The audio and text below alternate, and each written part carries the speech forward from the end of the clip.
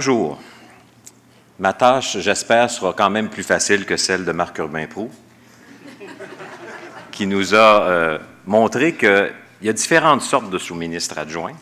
Et là, on en a un, je ne sais pas si c'est parce qu'il est nouveau dans ce poste-là, associé, pardon, mais qui s'exprime de façon très ouverte. Et j'avoue qu'il y a une certaine fraîcheur dans cette capacité d'échanger de façon très franche avec les gens avec qui un sous-ministre doit transiger, et surtout de le faire en public, sur une scène, parce que, bien sûr, dans des rencontres individuelles, c'est plus facile, mais on a là, donc, un interlocuteur qui dit les choses telles qu'elles sont, en tout cas, telles que lui les perçoit. J'ai accepté de faire la synthèse de cette conférence, bien sûr, en partie parce que vous alliez, pendant ces 2 jours, parler de participation citoyenne, et que la participation citoyenne, c'est la mission de l'Institut du Nouveau Monde. Que depuis 10 ans, ce que je fais comme effort, c'est d'essayer d'amener des citoyens à participer au débat public. Entre autres, au cours des dernières années, nous avons fait nous avons organisé des démarches de participation, et nous l'avons fait à la grandeur du territoire du Québec. Nous avons, par exemple, dans le cadre du Sommet sur l'enseignement supérieur, organisé 4 forums citoyens dans 4 villes différentes, dans 4 régions différentes, donc à Rouyn-Noranda, à Saguenay, à Gatineau, à Montréal. Nous avons aussi organisé un événement jeunesse, comme on le fait chaque année, chaque été, depuis 10 ans. On réunit 400, 500 jeunes qui viennent de toutes les régions du Québec. On l'a fait, encore une fois, cette fois-ci, autour de la thématique de l'enseignement supérieur. Et nous avons toujours eu à cœur, bien que nous soyons installés à Montréal et que le directeur général a le défaut d'être né à Montréal, et puis d'y avoir grandi, et puis d'y demeurer encore, on a toujours eu à cœur de nous assurer que le point de vue des citoyens québécois vivant dans toutes les régions du Québec fasse partie de la délibération. À cause de la diversité de ce que nous sommes, à cause de la diversité des besoins, à cause de la diversité des idées qui circulent à la grandeur de notre pays et qu'il fallait rassembler. Nous l'avons fait aussi au sujet, l'an dernier, au sujet de l'avenir minier du Québec. Nous avons fait une tournée d'une dizaine de villes, où dans chaque ville, nous avons réuni une 50aine de personnes, des gens de l'industrie, des écologistes, des citoyens, des syndicalistes, des élus, qui, d'habitude, ont un peu de difficulté à se parler les uns aux autres, mais qui, là, s'étaient réunis autour de tables à partir desquelles on leur a demandé de réfléchir ensemble à l'avenir minier du Québec. On a sorti un rapport là-dessus au mois de septembre. Si ça vous intéresse, c'est sur notre site Web. Et beaucoup des conclusions de ce rapport se rapprochent de beaucoup à celles de Solidarité rurale au terme de sa tournée. Alors, j'ai donc aussi accepté cette invitation parce que les régions, le développement local, le développement rural sont des sujets qui m'ont toujours tenu à cœur. J'ai écrit énormément sur ces questions-là. Je peux même dire que je comprends et que je connais la plupart des sigles que vous utilisez dans votre milieu. Et pour moi, c'est ce dont vous avez parlé depuis 2 jours, c'est central dans l'avenir du Québec. Parce que ce dont vous avez parlé essentiellement, c'est de démocratie. Et nous arrivons à un moment, je pense que Mme Bolduc a raison là-dessus, où nous devons revoir, ou en tout cas retrouver un consensus sur un modèle. Et c'est drôle parce que pendant ces 2 jours-là, j'ai eu l'impression de me retrouver 10 ans en arrière. Non pas 10 ans en arrière au sens d'une régression, mais au sens où j'avais l'impression qu'on repartait du point où nous étions au moment de la prise de pouvoir du gouvernement précédent en 2003, qui, parmi ses premières décisions, avait décidé de modifier la gouvernance locale et régionale. Il l'a fait de plusieurs façons, et vous vous en souviendrez tous, en modifiant les relations entre les municipalités et les CLD, en transformant les CRD en CRE, les CRD en CRE, en réduisant la place de la société civile dans ces structures de concertation. Et au fil des 10 dernières années, en modifiant, l'air de rien, tranquillement pas vite, le mandat des CRE, et qui devrait sans doute être revu. D'ailleurs, ça me fait penser qu'il me semble que, dans tout ce que j'ai entendu depuis 2 jours, Vous avez parlé du palier local, supralocal et MRC, mais de l'État, mais pas du niveau régional. Quelles devraient être désormais dans ce schéma ses responsabilités? J'ai préparé ma synthèse, évidemment, avant le débat qu'on vient d'avoir. Et nous sommes certainement tous encore un peu stimulés par les idées qui viennent d'être échangées. Alors, avant de continuer avec ma synthèse, j'aimerais ça qu'on s'arrête tout le monde 3 minutes. Pendant ces 3 minutes-là, je veux que vous fassiez votre bilan. Et donc, que vous essayiez de retourner dans votre esprit à ce que vous avez entendu depuis 2 jours et demi. Et je vous demande de prendre un bout de papier. Ça peut être la dernière page de votre cahier du participant, il y a une page de notes. Et j'aimerais ça que, pour vous, vous répondiez à 3 questions. Je vous donne 3 minutes. La première, c'est quelle est la chose ou une chose que vous avez apprise, donc une chose que vous ne connaissiez pas avant de venir ici. Quelle est une chose que vous avez apprise pendant ces 3 jours-là? La deuxième question, c'est soit une personne que vous avez rencontrée, que vous avez vue dans un panel, et que vous aimeriez recontacter après les assises, ou un document, une étude dont on vous a parlé que vous aimeriez aller lire. Donc, soit une personne que vous avez rencontrée ici, que vous avez vue, que vous avez entendue, que vous aimeriez recontacter, ou un document que vous aimeriez aller lire. Et la troisième question, c'est une chose que vous allez faire différemment à votre retour dans vos organisations, grâce à l'apprentissage que vous avez fait depuis 2 jours et demi. Une chose que vous allez faire différemment. Ça se peut qu'il n'y ait rien. Ça se peut que la réponse à ces 3 questions-là soit rien. Ce serait très étonné. Mais en même temps, il y a une chose que j'ai constatée, c'est qu'on est en présence de gens qui connaissent, vous connaissez votre affaire. Vous êtes les meilleurs spécialistes du développement rural et du développement local, c'est clair. Mais essayez de voir une chose que vous avez apprise, une personne que vous aimeriez recontacter, une chose que vous allez faire différemment. Il reste 2 minutes. Madame Cazin me dit que votre temps est écoulé. Maintenant que vous avez pris 2 minutes pour replonger dans, non seulement aller au-delà du débat qu'on vient d'avoir, je vais essayer bien humblement de faire ressortir un certain nombre d'idées que j'ai glanées au cours des 2 derniers jours. Il va de soi qu'une synthèse comme celle-ci ne peut pas être un procès-verbal parce qu'il y a trop d'éléments qui ont été partagés au cours de ces 2 dernières journées et demie.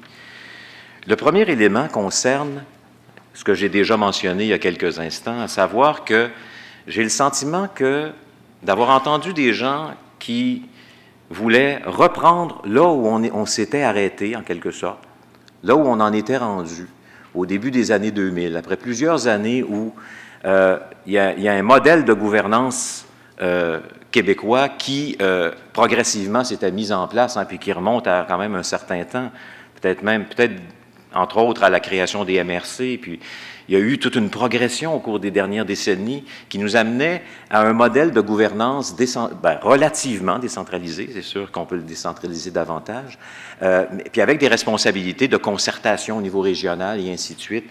Et par exemple, dans l'avis de Solidarité rurale du Québec concernant la prochaine politique de ruralité, on parle de gouvernance inclusive.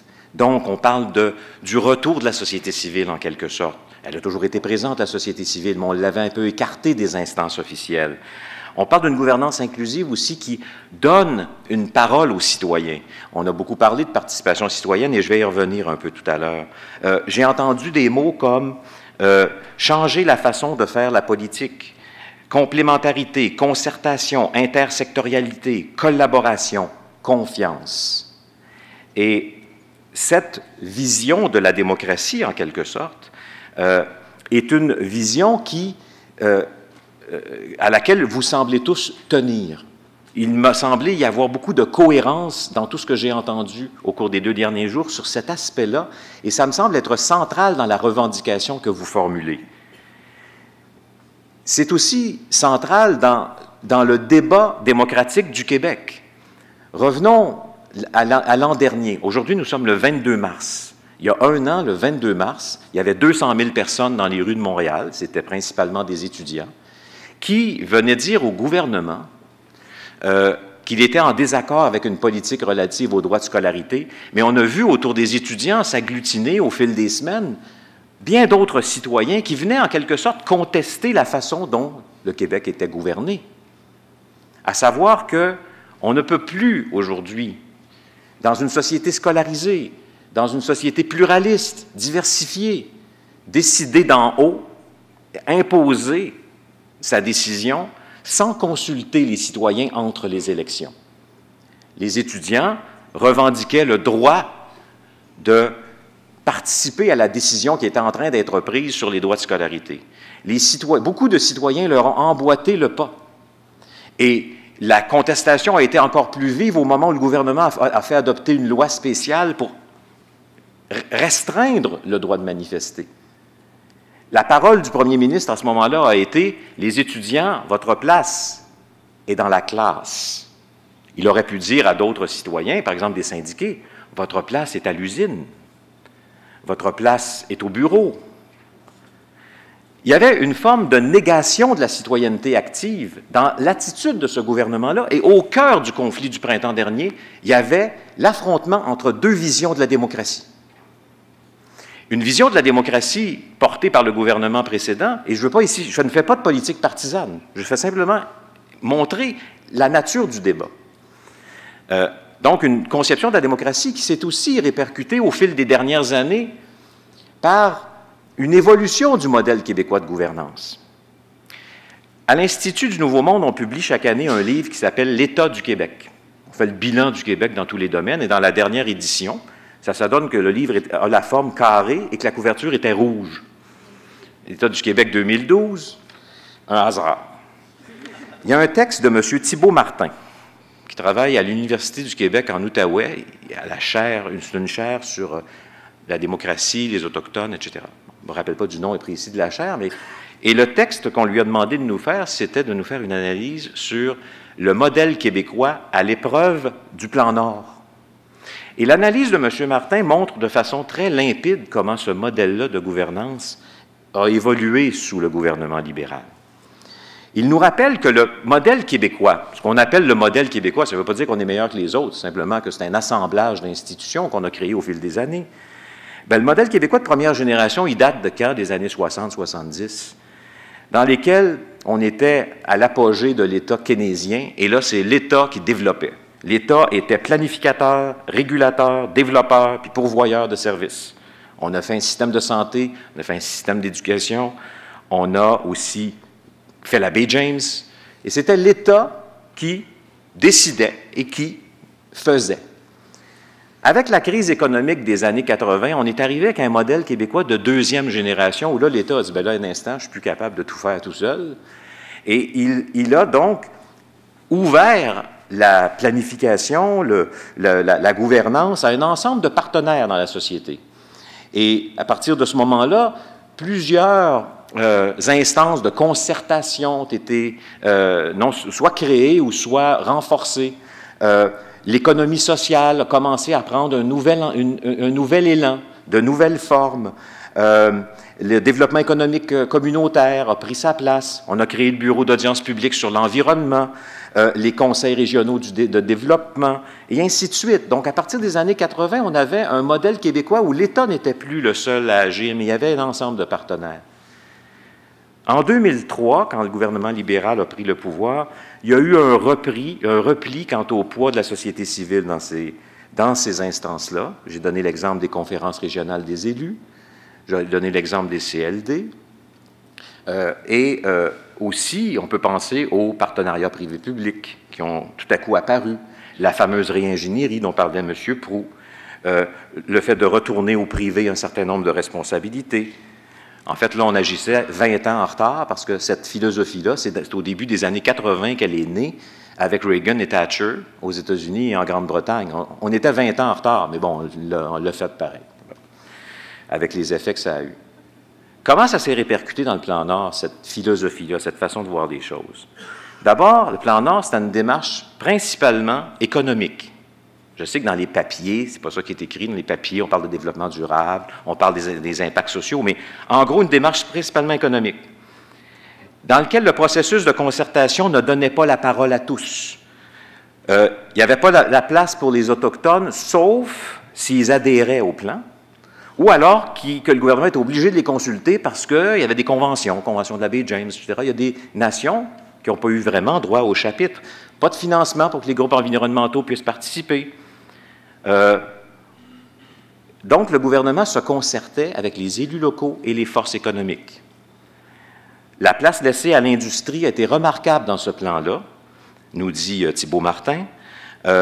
L'autorité, il y avait donc une certaine continuité avec le modèle québécois de deuxième génération, au sens où l'État n'était pas le seul promoteur du projet, mais une rupture en même temps parce qu'on a écarté la société civile. On avait donc un État qui imposait son leadership avec un projet national fort, en s'appuyant sur les élus et l'industrie, mais beaucoup moins sur la société civile, ce qui, nous dit Thibault Martin, exposait le modèle québécois à la logique du marché et du néolibéralisme. C'est ça qu'on a vécu depuis 10 ans. Et ce que vous nous dites depuis 2 jours, c'est qu'il faut rompre avec ça. Il faut revenir à cette idée que nous avions depuis les années 80, et peut-être même avant, il y avait des germes qui étaient déjà là, de plus de concertation, d'inclusion et de participation. Évidemment, ça pose, cette proposition-là, des questions que vous avez soulevées, mais que je vais creuser un petit peu plus. La première, c'est celle de la relation entre l'élu et la communauté, l'élu et les citoyens. Mme Bolduc, en présentant l'avis de Solidarité rurale, souhaitait l'appropriation par les élus d'un rôle de coordination. Elle a dit aussi qu'il faudrait que les citoyens soient emballés autant par une élection municipale que par un vote à Star Academy. Tout ça est très vrai. On parle des élus locaux ici. Maintenant, quand j'ai fait la tournée sur l'avenir minier, nulle part des citoyens nous ont insisté sur le fait que les élus locaux pouvaient être des coordinateurs. Il y avait à l'égard des élus locaux une méfiance presque aussi importante qu'à l'égard des industries. C'est comme si les gens ne voyaient pas comment, sur un dossier comme les mines, les élus locaux devraient avoir un rôle à jouer. D'ailleurs, au cours des dernières décennies, des dernières années, les processus d'acceptabilité sociale des projets de développement des ressources naturelles ou des richesses naturelles ont été des processus de négociation privés entre les industries et des groupes de citoyens concernés, dont étaient généralement écartés les pouvoirs locaux. Il y a là donc une nécessité peut-être de revenir au pouvoir local, à la définition du pouvoir des élus locaux, en même temps que je constate qu'il y a, en tout cas, il y a peut-être des circonstances conjoncturelles qui l'expliquent, un doute quant à la capacité des élus locaux de jouer ce rôle. Deuxièmement, j'entends de votre part aussi, et d'autres citoyens, l'idée que les élus locaux, il ne faut surtout pas les laisser décider tout seuls de ce qui se passe dans notre communauté. D'où cette revendication pour une participation citoyenne accrue. Le deuxième élément, la deuxième question qui est posée par cette idée d'une participation citoyenne accrue, d'une gouvernance plus inclusive, c'est celle du leadership. Tout doit venir le leadership. Et j'ai entendu ici, puis je le savais déjà, dans bien des cas, on évoque 3-4 personnes, des fois 3-4 gars, ou, comme le disait Laure Varidel, 3-4 amis, qui décident de faire quelque chose et qui entraînent les autres. On a tous des exemples de ça dans nos régions respectives. L'autre question qui est soulevée par la question du leadership, c'est celle que Paul Prévost nous a mentionnée concernant le capital stratégique d'une communauté. Il dit la première chose qu'il faut essayer de voir, c'est est-ce qu'il y a un potentiel d'intervention? Y a-t-il du monde qui est capable d'intervenir? Puis y a-t-il un potentiel de changement? Y a-t-il une capacité d'autodéveloppement dans la communauté? Intéressant. Mais moi, la question que je pose, c'est qu'est-ce qu'on fait si le potentiel d'autodéveloppement est faible ou presque nul? Où se situe le siège de la responsabilité d'intervenir dans une communauté qui est peut-être en dévitalisation, mais où on n'en trouve pas de leader. Ça peut arriver. Ça pose en fait ensuite cette question de gouvernance partagée, la question de l'accompagnement, et il y a eu beaucoup de commentaires au cours des dernières heures, des derniers jours, sur le rôle des agents ruraux. Et ça pose la question aussi du pouvoir qu'on leur donne par rapport au leadership. Je me rappelle d'un colloque organisé en Abitibi-Témiscamingue sur le leadership local, justement, où dans la salle, sur les 100 participants, il devait y avoir 95 agents de quelque chose. Agents ruraux, agents de développement, agents de participation citoyenne, des gens qui venaient de l'Agence de santé et services sociaux, de la santé publique, de Québec en forme, d'Avenir d'enfants, de tout ce que vous voulez. Quelqu'un a parlé d'hyper-concertation. Je me rappelle d'avoir lu une étude de Bill Ninax, vous connaissez peut-être Bill Ninax, qui montrait qu'il y avait au Québec en ce moment, ou il y a quelques années, ça a peut-être changé un petit peu, plus de professionnels du développement local à l'emploi d'une ou l'autre des agences, des ministères, des villes, des CRE, des CLD, de tout ce que vous voudrez, qui avaient de territoires locaux au Québec. Il y en a au moins un par territoire local. Un territoire local, c'est un quartier d'une ville ou un village. Alors, est-ce que ça voudrait dire ça qu'on ne manque pas de ressources, mais peut-être qu'elles sont mal coordonnées? Parce que toutes ces ressources-là ont un patron différent. Alors, il y en a un dont les directives viennent du ministère de la Santé. L'autre vient de la direction de la santé publique. L'autre vient de Québec en forme. Alors là, comme ils sont tous sur le même territoire, ils sont obligés de se concerter. Alors là, il y a 30 000 tables de concertation. Peut-être un ménage à faire dans ça. Le deuxième aspect que je veux aborder avec vous, après avoir abordé celui du pouvoir, donc de la gouvernance, c'est celui de l'humain. Parce qu'on a beaucoup dit au cours des 2 derniers jours que le développement rural, le développement local, doit se faire pour l'humain. C'est lui qui est au cœur de nos volontés, de nos actions.